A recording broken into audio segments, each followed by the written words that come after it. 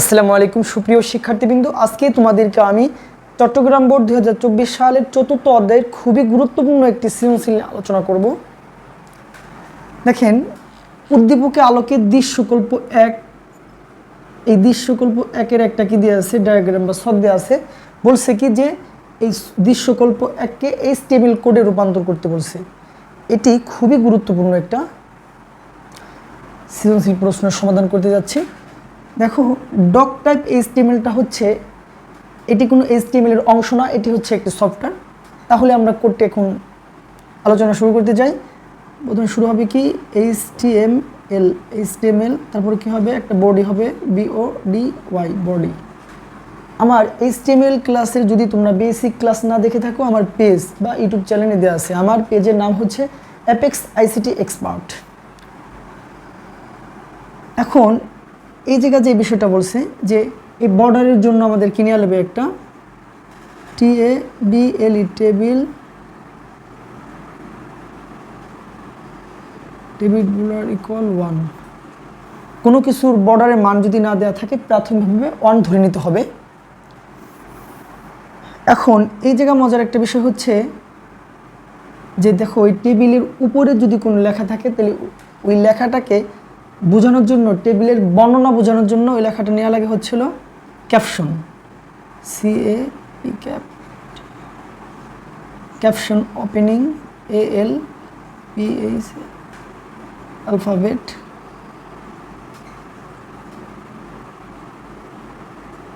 এই ক্যাপশন দ্বারা টেবিলের বর্ণনা বোঝায়। কি বোঝায়? টেবিলের বর্ণনা বোঝায়। এখন দেখো, এই টেবিলের যদি সারি বরাবর লম্বা হয় তাহলে কল স্প্যান হবে। তাহলে এই জায়গায় লেখা যায়, আমরা এই সারিটাকে সিলেক্ট করার জন্য কি নিব, TR ওপেন করলাম। এই জায়গা হচ্ছে TD COL call SPN call span equal.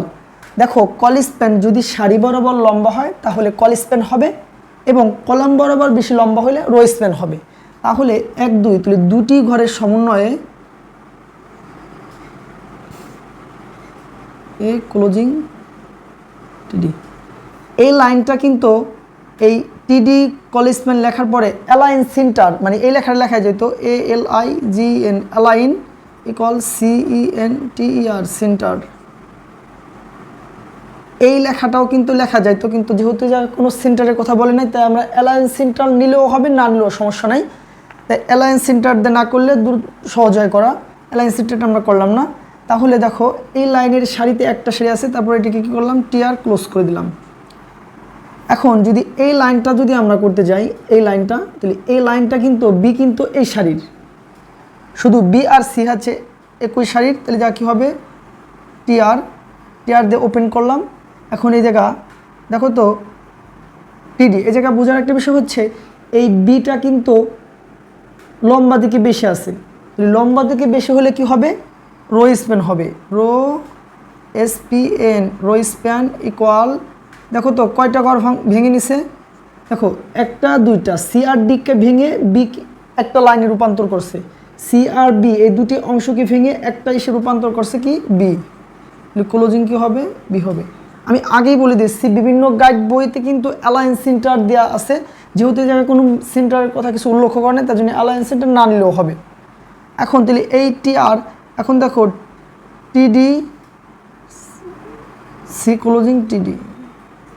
দেখো C প্রথমে কি হলো, এই Bটা দুইটি ঘর, একটা দুইটা, মানে এইদিকে B দিকে লম্বা দেখে কি হয়েছে, রো স্প্যান 2। এইটা হচ্ছে হলো এই যে ডেটাটা রয়েছে সেটা। আর সিতে যে কোনো ঘর ভেঙে নাই দেখে যা আছে তাই। এখন এই ডিটা নেওয়ার জন্য নতুন একটা নেওয়া যায়, TR TD closing TD close TR। এখন এই ক্লোজ TR আমরা এই জায়গাটাই করার জন্য প্রথমে কি ওপেন ক্লোজ করব, টেবিল ক্লোজ করব, TABLE টেবিল ক্লোজ। জায়গা না থাকার কারণে আমি জায়গা দিই টেবিল বডি ক্লোজ HTML। তাহলে প্রথমে কি করলাম, দেখো HTMLটাকে ওপেন করছিলাম, HTMLটাকে ক্লোজ করলাম। বডিটাকে ওপেন করছিলাম, বডিটাকে ওপেন করলাম, ক্লোজ করলাম, টেবিলটাকে ওপেন করছিলাম, টেবিলটাকে ক্লোজ করলাম। এটি হচ্ছে গ নম্বরের অ্যান্সার। দৃশ্যকল্প 2-এর যেটা দেওয়া আছে, দৃশ্যকল্প 2-তে দেওয়া আছে কি group science business studies A B humanities.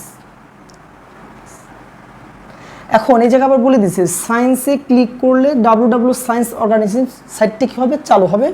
আমার এটার একটা ভিডিও পেজে দেওয়া আছে, তোমরা যারা না পারো তারা এই বেসিক ক্লাসটা দেখে নিলে সহজ হয়ে যাবে।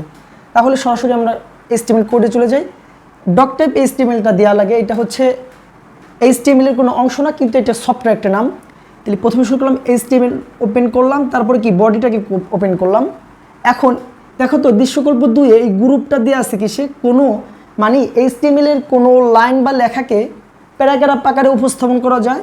প্যারাগ্রাফ আকারে উপস্থাপন করার জন্য ওপেন পি নিছি, গ্রুপটাকে লিখছি, ক্লোজ পিটাকে ক্লোজ করে দিচ্ছি। HTML-এর একটা বিশেষ ধর্ম হচ্ছে কোনো কিছু ওপেন করা, কাজ শেষ হয়ে গেলে ওটাকে ক্লোজ করা। তাহলে এইটাকে বলা হচ্ছে কি ওপেন, আর এটাকে বলা হচ্ছে কি ক্লোজ।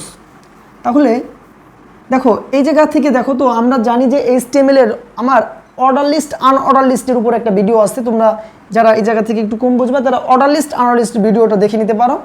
যে যদি কোনো নাম্বারিং না থাকে, যেমন সার্কেল থাকতে পারে, স্কোয়ার থাকতে পারে, এগুলোকে কি আনঅর্ডার লিস্ট বলে। ইউতে কি বোঝায়, আনঅর্ডার লিস্ট। তাহলে এই ইউএল টাইপ, এই ইউএল টাইপটা আছে কিসে, সার্কেলে। ইউএল টাইপটা কিসে আছে, সার্কেলে। যদি দেখা স্কোয়ার থাকতো আমরা স্কোয়ার নিতে পারতাম। তাহলে ইউএল হচ্ছে কি আনঅর্ডার লিস্টের ক্ষেত্রে। এখন দেখো এই জায়গায় আবার কোশ্চেনে বলে দিছে যে সায়েন্সে ক্লিক করলে www.science.organization সাইটটি চালু হবে। কোনো লিঙ্ক যদি কোনো কিছুকে চালু করার জন্য আমাদের একটা সূত্র আছে, LI-তে লিস্টের তালিকাটা নিছে। এ ধারা কোনো লিঙ্ক সংযোজন করাকে বোঝায়, এটাকে বোঝায় hyper link, short form. Double quotation HTTP বোঝায় hyper text transfer protocol /www। এখন দেখো www পরে যেটি দেওয়া থাকবে, www পরে যা দেওয়া আছে কি www.science.organization, এই টুকরে ডাবল কোটেশন আটকে দিলাম। এই টুকরে ডাবল কোটেশন আটকে দেওয়ার পরে দেখো যাকে ক্লিক করব সে জিনিসটা হচ্ছে কি, এই ডাবল কোটেশনের পরে সায়েন্স লেখার পরে এ দ্বারা হচ্ছে এটাকে ক্লোজ করে দিতে হয়। এটা একটা সূত্র আছে যে www সায়েন্স অর্গানাইজেশন লেখার পরে যার উপরে ক্লিক করব এই লেখাটা এই লাইনে হয়তো, কিন্তু জায়গার স্বল্পতার কারণে আমি এই জায়গায় লিখে দিচ্ছি। এটা হচ্ছে কোনো লিঙ্ক সংযোজন করার জন্য সূত্র। এখন দেখো তারপরে কি আছে, এখন এই যে গাড়ি করার জন্য দেখো আমাদের কি আছে, সায়েন্স আছে। এই সায়েন্সটাকে যদি আমরা মানে কি এই সায়েন্সটাকে হচ্ছে কি করতে বলছে, যে হাইপার লিঙ্কে সংযোজন করতে বলছে। তারপরে কি দেওয়া আছে দেখো, এই যে বিজনেস স্টাডিজ হবে সম্ভবত। তাহলে যাকে কি নিছে দেখো, LI-টা কি করছি, LI মানে কোনো লিস্টকে নেওয়ার জন্য LI নেওয়া লাগে। LI-তে কোনো লিস্টকে নেওয়ার জন্য এটা রিপ্রেজেন্ট করে, যে B.studies লিখলাম। এখন এই জায়গায় একটা কোশ্চেন থাকতে পারে যে এই জায়গায় কেন OL লিখলাম। দেখো তো আনঅর্ডার লিস্টের মধ্যে কি দেওয়া আছে, আবার অর্ডার লিস্ট আছে না, নাম্বারিং থাকলে অর্ডার লিস্ট, নাম্বারিং থাকলে কি হবে, অর্ডার লিস্ট হবে। তাহলে এই বিজনেস স্টাডিজের মধ্যে কি আছে 1A to B, এইটি থাকার কারণে এই জায়গা প্রথমকে কি করলাম, LI ওপেন করলাম। LI ওপেন করার পরে বিজনেস স্টাডিজ লেখার পরে এখন এই বিজনেস স্টাডিজের মধ্যে কি আছে, অর্ডার লিস্ট আছে, তার জন্য কি নিলাম, OL-টাকে নিলাম। OL মানে কি অর্ডার লিস্ট। এই অর্ডার লিস্টের মধ্যে কি আছে, এইটা কেউ যদি না বুঝো তাহলে আমাকে অর্ডার লিস্ট আনঅর্ডার লিস্টের ভিডিওটা দেখা লাগবে, যে LI-তে লিস্ট, কোন লিস্টকে নিব, এ মানে এই যে নিছিল এ ওপেনিং LI, যে ডেটাটা আছে এটাকে আবার কি করে দিলাম, LI-টাকে ক্লোজ করে দিলাম। তারপরে হচ্ছে LI লিখলাম, বিটাকে ক্লোজ করলাম। এখন দেখো এই পুরোটা এই যে LI যে ওপেন করছিলাম, এই LI-এর মধ্যে কিন্তু এইগুলা কাজ শেষ হয়ে যাওয়ার পরে কিন্তু কি LI ক্লোজ করে দিছি। এখন LI ক্লোজ করে দিলাম, দেওয়ার পরে দেখো তো এই জায়গা কি দেওয়া আছে আবার, মানে এটা লেখার পরে তাহলে এই জায়গা দেওয়ার জন্য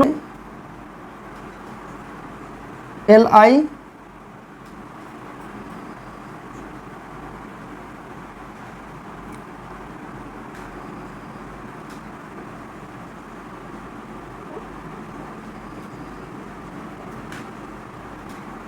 তারপরে হচ্ছে এটাকে হচ্ছে জায়গা একটু ক্লোজ করে দিয়ে মুছে LI কি হবে, ক্লোজ হবে। LI ক্লোজ হবে, কিন্তু দেখো এখন এই জায়গায় কি নিয়েছিলাম, এই জায়গা হচ্ছিল কি হবে, ওপেন UL ক্লোজ, তারপর হচ্ছে বডি ক্লোজ, HTML ক্রস